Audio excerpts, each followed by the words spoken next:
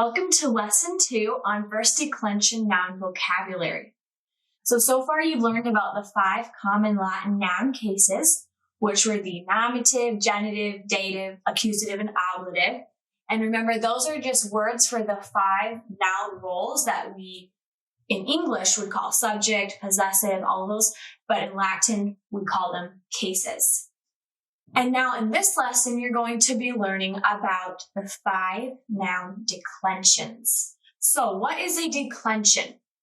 A declension is a group of nouns that contains a particular set of endings. So here is some of the first declension noun vocabulary. I didn't list all of them on here, but just some of the key ones I want to go over. So we have gloria, gloriae, means glory or fame. Nauta, nautai, sailor, porta, portai, gate, and so on. This first word here is in the nominative form. This second word is in the genitive form. So when that second vocab word ends in an AE, it belongs to the first declension. So this is in the subject form, this is in the possessive form, and in the next lesson, you're going to learn about all of the first declension noun endings, and these are just the first 2. So this is the nominative form, this is the genitive form, and we know if a noun is in first declension by whether that second word ends in an AE. So that AE sound, by the way, when we pronounce that, we say I. So it's not something else, is gloria, glory, I. That's how you'd say that. Now you'll notice over here that sometimes there's more than one word in English for each of the Latin words. So that's just because sometimes these Latin words can mean more than one thing. Gloria can mean glory or it could mean fame. Terra can mean earth or it could mean land. And so when you're translating, you just get to pick the one that best fits the sentence. So use your own judgment, whatever you think works and fits that sentence, then you can translate that. And if the answer key is something different, like if the answer key said earth, but you said land, you still got it right because it's still the same word of terra.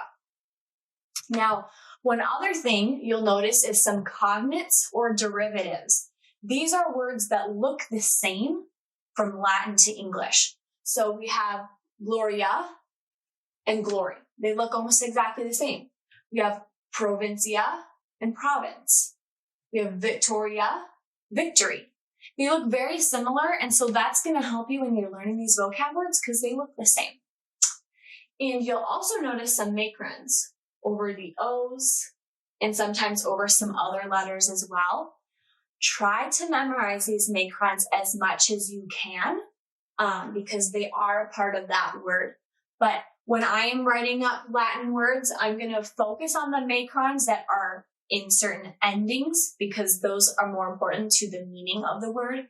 But generally speaking, make sure that you are learning those macrons along with the words. And so in the exercises, you're just going to be practicing with the vocab, just getting familiar with the vocab, and make sure before you go on to more lessons that you memorize these vocabulary words. So you could make flashcards or play some online game, whatever you can to memorize the Latin words and the English words. Make sure you memorize both of these and both of these. And also what you can do if you make vocabulary flashcards, you can just write gloria, I. So it'd be like,